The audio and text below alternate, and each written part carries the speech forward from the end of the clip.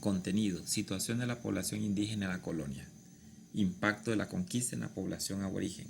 Colonización: organización política administrativa del Imperio Español en América. Características económicas de la colonización española. La sociedad colonial española. Funciones de la Iglesia Católica, el arte y la arquitectura en el periodo colonial. Iniciamos con el impacto de la conquista en la población indígena. Aquí nos daremos cuenta por qué hubo una baja considerable de la población indígena en el periodo colonial. Entre las causas que originó el exterminio de los aborígenes en América están las luchas libradas por someterlos, las formas de esclavitud y la servidumbre. Otros factores decisivos en la decadencia demográfica fueron los virus y las bacterias que aniquilaron a la población, como entre ellas tenemos el tifus, que consistía en una fiebre alta, dolor de cabeza y delirio cerebral, la malaria, la fiebre amarilla y la disentería, que consistía en la inflamación y ulceración del intestino grueso acompañado de dolor, fiebre y diarrea. Producto de estas enfermedades epidémicas murieron millones de seres humanos en América. En Tenochtitlán, la población se redujo a la mitad como consecuencia de la viruela, luego de la llegada de Cortés. La mano de obra se obtenía por medio de las encomiendas, la cual generaba una especie de esclavitud, ya que la población local era incorporada en duros sistemas de explotación minera que diezmaron considerablemente su número. El sacerdote Bartolomé de las Casas y principal defensor de los indígenas atribuye las pérdidas de la población a la acción directa de los conquistadores. También otros testimonios aluden a la utilización de mano de obra masculina para edificaciones militares, los abusos sexuales, las arbitrariedades en busca de motín o rescate. El sacerdote Bartolomé de las Casas calculó que en el año de 1560 habían muerto por causa anteriores mencionadas unos 40 millones de indígenas. La caída de la población aborigen facilitó la dominación de los pueblos conquistados. ¿Cuándo se da la estabilización de la población indígena en aquellos lugares donde no había desaparecido totalmente? Ocurre esto bastante entrado el siglo XVII. Siempre continuando con la colonización, el periodo colonial de América es el que vivieron los pueblos americanos bajo la dominación de los siguientes países: España, Portugal, Francia, Inglaterra y Holanda. Abarca desde el siglo XVI hasta los procesos de independencia de la mayoría de los territorios de América en los inicios del siglo XIX, o sea que estamos hablando de 1821. Un país establece dominación colonial sobre otro por las siguientes causas: ocupa su territorio con tropas y funcionarios e impone sus leyes y gobierno, toma posesión de las tierras y de sus recursos naturales, a la vez reorganiza la producción y el comercio en función de las necesidades de la metrópoli, desconoce las manifestaciones culturales del pueblo sometido e impone las de su metrópoli. Ahora vamos a hablar de la organización política. Primero, entre la organización política estaba la monarquía española. Estaba basada en su sistema colonial, bajo la premisa de que todas las tierras eran propiedad del rey.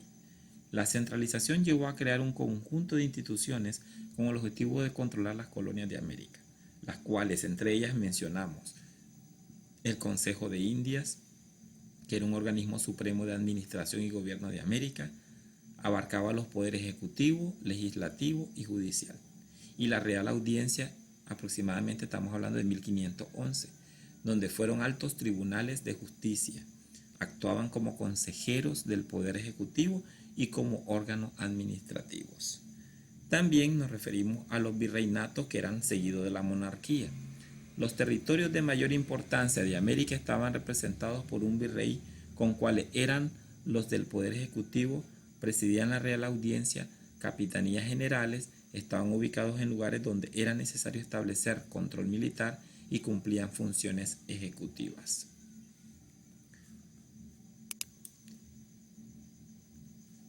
Ahora nos referimos a las características económicas de la colonización española. Este aspecto es muy importante de mencionar porque de ello vamos a darnos cuenta cómo se daba la situación de comercio a nivel de América. Existía un sistema llamado encomiendas y mitas, organizaba el trabajo aborigen. en beneficio de los conquistadores, que en realidad garantizaban la mano de obra para la explotación de las minas de oro, el lavado de minas y en las plantaciones agrícolas. En Panamá este sistema no fructificó.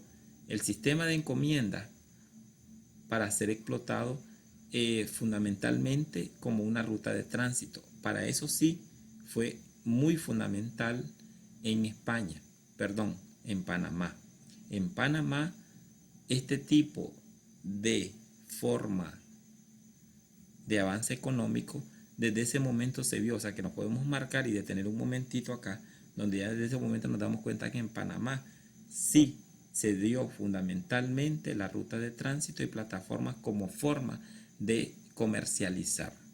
Entonces, esto estamos hablando del año de 1543 aproximadamente, o sea que ya esto es parte de la historia de Panamá, desde un inicio de ser un centro de transporte o de paso del comercio.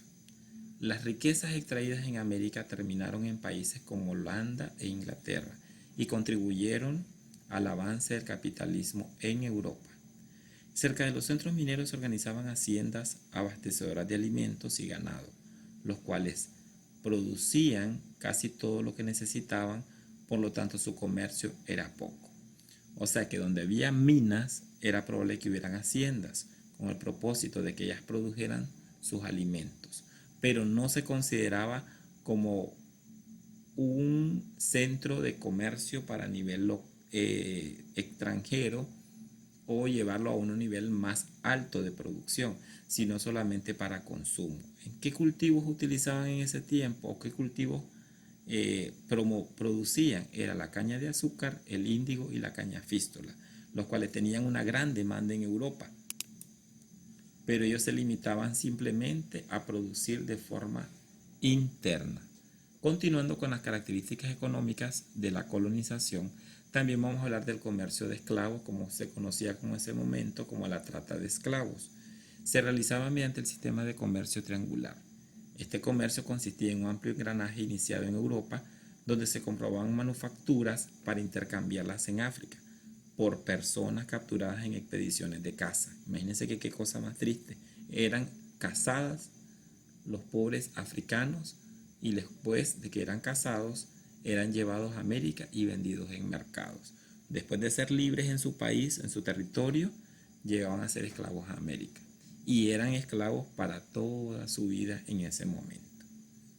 Los comerciantes compraban en América azúcar, algodón y otras materias primas que luego vendían en Europa. Allí reiniciaban el circuito nuevamente. El comercio reglamentado por la Casa de Contratación de Sevilla solo permitía intercambio con España, limitando inclusive el trato comercial entre las colonias españolas.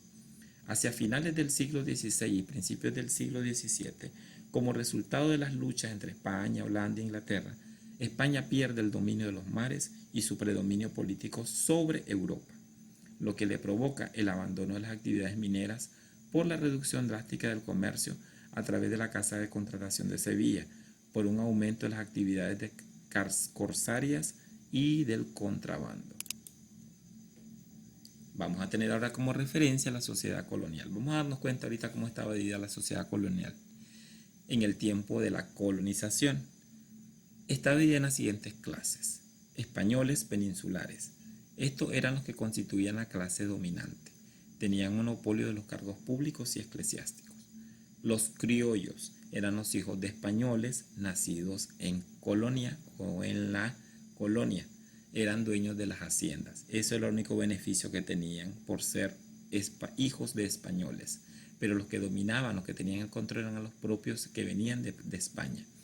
Luego teníamos a los mestizos. Los mestizos surgieron de una mezcla de aborígenes y españoles. Ellos no tenían ningún derecho político y se les imponían numerosas leyes discriminativas. Luego, los mulatos aparecen de una mezcla de negros con blancos. Los zambos es una etnia propia del continente americano, producto de los esclavos negros con los indios. Los indígenas eran mantenidos o segregados de la sociedad colonial y sometidos a la encomienda. Pero también cabe señalar que está el grupo de los esclavos. en el cual aquí no fue mencionado en la diapositiva, pero es importante conocer que fue el último nivel de organización social. Ahora pasamos a hablar de las funciones de la Iglesia. ¿Por qué funciones de la Iglesia? Porque la Iglesia Católica tenía un gran poder dentro de la colonia en ese momento. Primero porque la Iglesia controlaba toda la difusión de las ideas a través de la Inquisición o la llamada Santa Inquisición, en la cual de una manera muy cruel se establecían reglas o se castigaban. Para fortalecer la cultura española, se hizo sentir en lo educativo, lo cual influía sobre las ideas, valores y creencias de la población en las colonias. Importante, la forma educativa, lo educativo era encargado a la Iglesia. Ejercía funciones también sociales mediante el mantenimiento de hospitales, hospicios y orfanatos. Y otra labor desarrollada por la Iglesia fue la difusión de la imprenta. Ahora vamos a hablar de arquitectura, o sea, de arte, música y literatura. En arquitectura, como podemos ver, y nosotros hemos viajado a ciudades de nuestro país, ciudades coloniales como León y Granada, el estilo artístico que tienen estas catedrales fue el plateresco o mudéjar y el barroco. El barroco americano tiene su mejor expresión en la ornamentación de las iglesias, características muy propias de las volutas y roleos. Ahora hablemos del arte pictórico o la pintura. En el arte pictórico se destacan los frescos. Son célebres en la pintura a lienzo los colombianos y los peruanos. Y luego en la música fue una mezcla de las aportaciones de las tres culturas. Por eso lo podemos ver cuando vemos nosotros el baile de las negras en Masaya, el baile del palo en mayo. En literatura se escribieron grandes poemas como la Araucana, la Cristiana y Bernardo. Ahora para culminar tenemos las actividades a realizar en casa. Elabore un mapa conceptual sobre la organización social, política y administrativa de las colonias españolas en América. Dibuja una pirámide social y escribe en ella las clases a las que pertenecía la población en las colonias españolas. Recuerden que tienen un tiempo limitado para entregar esas actividades. Muchas gracias.